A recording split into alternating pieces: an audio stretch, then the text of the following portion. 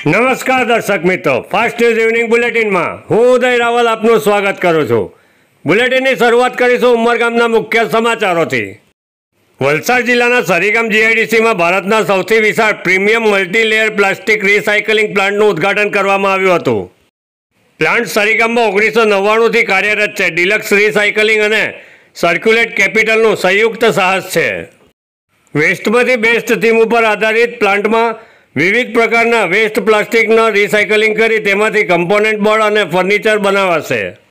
પ્લાન્ટના ઉદ્ઘાટન પ્રસંગે ઉપસ્થિત રહેલા સર્ક્યુલેટ કેપિટલના સ્થાપક અને સીઈઓ રોબર્ટ કપલાને કહ્યું હતું કે ડિલક્સ રિસાયકલિંગ સાથેનું આ નવું સાહસ પ્લાસ્ટિક વેસ્ટના કચરાને રિસાયકલ કરી તેના ભારણને ઘટાડવાનો નવતર પ્રયાસ છે, જે ભારતમાં પ્લાસ્ટિક માટે સર્ક્યુલર ઇકોનોમીમાં મહત્વનું યોગદાન હશે।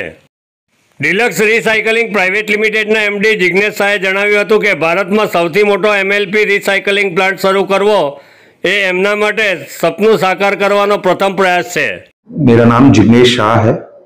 मैं मैनेजिंग डायरेक्टर हूँ deluxe recycling India private limited. आज हम यहाँ पे इंडिया का सबसे बड़ा multi layer plastic waste recycling plant का इनॉग्रेशन कर रहे हैं। ये प्लांट जो है जितना भी प्लास्टिक का वेस्ट होता है मिक्स्ड फॉर्मेट में, जो कहीं पर भी रिसाइकल नहीं होता है, वो इस प्लांट में आके रिसाइकलिंग होता है और इस रिसाइकलिंग से हम बोर्ड्स बनाते हैं, कंपोजिट बोर्ड्स, जो काफी सारे एप्लीकेशंस में जाता है, जो जैसे कि ऑटो रिक्शा की सीट बेस हो गए, पैलेट्स हो गए, दरवाजे के पैनल हो गए, फर्नीचर हो गया। इस टाइप के एप्लीकेशंस में हमारे कंपोजिट बोर्ड्स जाते हैं।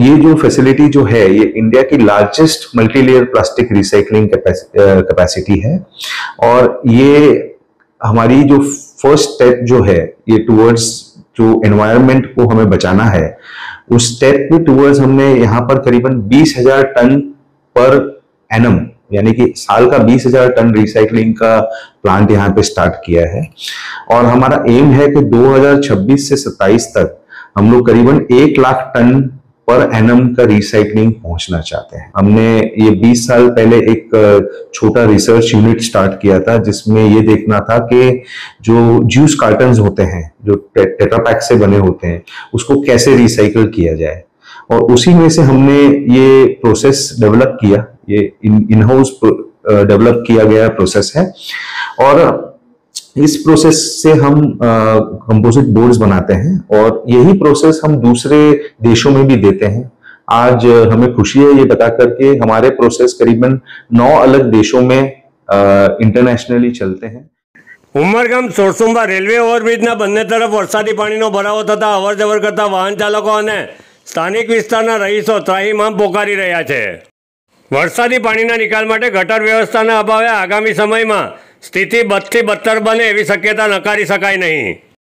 વરસાદી પાણીના ભરાવાને કારણે સોરસુંબા પૂર્વ વિસ્તારમાં મહામારી ફેલાય એવો ભય સ્થાનિકોને સતાવી રહ્યો છે અને તેથી જ તેઓ સોશિયલ મીડિયા પર ઉભરો ઠાલવી રહ્યા છે। વાપી રક્તદાન કેન્દ્રમાં લોહીની અછતને પહોંચી વળવા હેરંબા ઇન્ડસ્ટ્રીઝ દ્વારા 14મી જૂન વિશ્વ રક્તદાતા દિવસે રક્તદાન શિબિરનું આયોજન કરવામાં આવ્યું હતું। શિબિરને સફળ બનાવવામાં લાયન શ્રીમતી પુરીબેન પોપટ લાખા બ્લડ સેન્ટરના સેવાભાવી ડોક્ટરોએ ખડે પગે સેવા પૂરી પાડી હતી।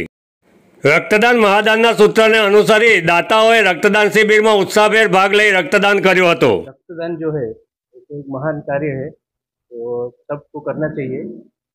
और आज हमारा वर्ल्ड ब्लड डोनर डे है, तो वो इस तहत हम लोगों ने कि हमारा कंपनी ने मैनेजमेंट ने ये डिसीजन लिया था कि आज के शुभ अवसर पर हमारा जो एम्प्लॉई है तो रक्तदान करे।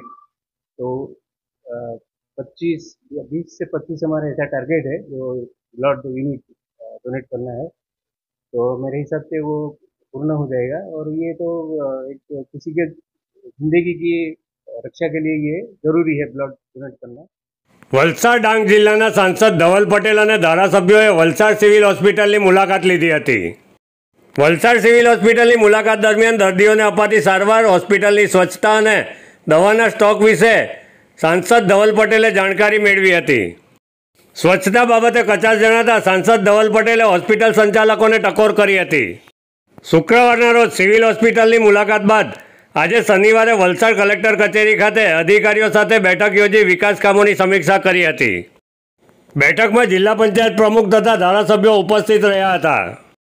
વિકસિત વલસાડના લક્ષ્યને સિદ્ધ કરવા યુવા સાંસદ ધવલ પટેલ એક્શન મોડમાં જોવા મળી રહ્યા છે. રોજ અમે વલસાડ સિવિલની મુલાકાત અમારા વલસાડના લોકપ્રિય ધારાસભ્ય ભરતભાઈ પટેલ અને અમારી કુલ ટીમ સાથે લીધું છે. એનું મુખ્ય કારણ વલસાડ સિવિલ એ આપણા સાઉથ ગુજરાતની મોટામાં મોટી હોસ્પિટલમાંથી એક છે અને વલસાડ, વાંસદા અને મહારાષ્ટ્રથી પણ અહીંયા દર્દીઓ આવીને ઈલાજ કરે છે. તો આ હોસ્પિટલમાં કેટલી વ્યવસ્થા છે, વ્યવસ્થામાં કોઈ પણ હમણાં કોઈ ગેપ છે કે નહીં, દવામાં કોઈ ગેપ છે કે નહીં, કે પછી ઓપરેશન થિયેટર્સમાં કોઈ ગેપ છે કે નહીં, તે ખાસ જોવા આવ્યા છે.